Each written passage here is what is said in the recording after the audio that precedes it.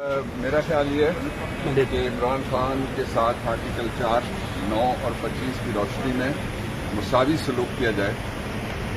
ذوالفقار علی بھٹو شہید کو عدالتی قتل سے پہلے یہاں بلا کے سزا یافتہ تھے، سنا گیا سپریم کورٹ میں، اور نواز شریف صاحب سزا یافتہ تھے، اٹک سے بلا کے جب انہوں نے کہا تھا کہ مچھر کاٹتے ہیں، انہوں نے دیکھا نا کتنی زبردست مچھروں کے لیڈر والی بات تھی، تو ان کو بلایا گیا تھا۔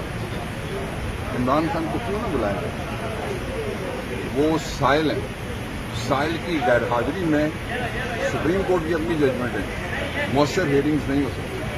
آئین کا آرٹیکل 10 یہ کہتا ہے کہ جب کسی کی کوئی رسپانسبلٹی ہو یا کوئی اس کا رائٹ ہو تو دونوں صورتوں میں اس کو ڈیو کورس ملے گا اور فیئر ٹرائل ملے گا۔ بلانا چاہیے عمران خان کو، ابھی بلانا چاہیے۔